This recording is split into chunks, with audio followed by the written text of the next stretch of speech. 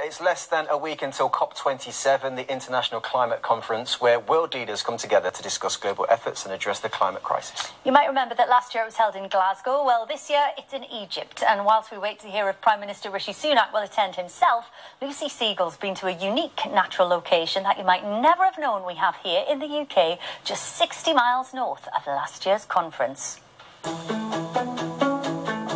Cormonican woodlands in Argyll and Bute, much more than just a beautiful forest. This is a rainforest, one of the last few remaining in Europe.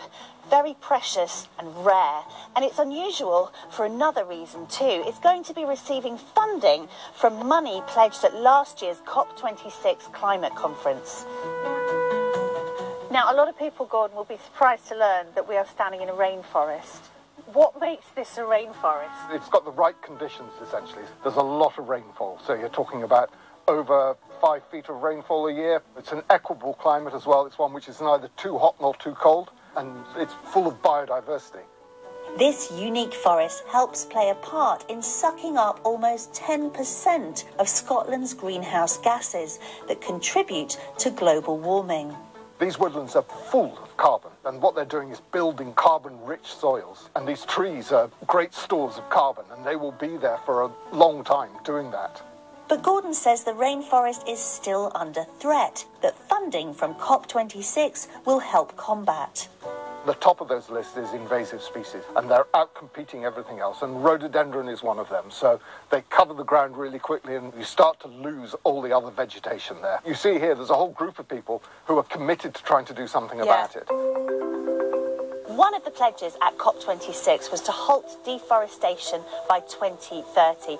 It was the first time nature had been centre stage at one of the big climate meetings, and it meant that this forest got some very special attention.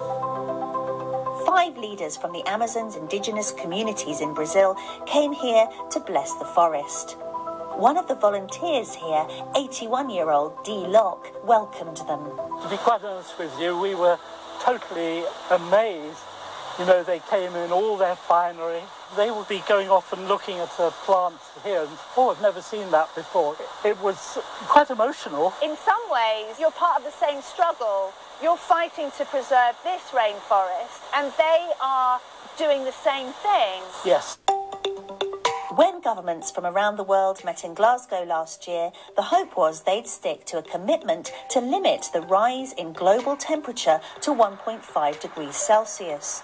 But there are questions over whether that has happened. And since then, we've had record temperatures, droughts, wildfires, and global emissions continue to rise.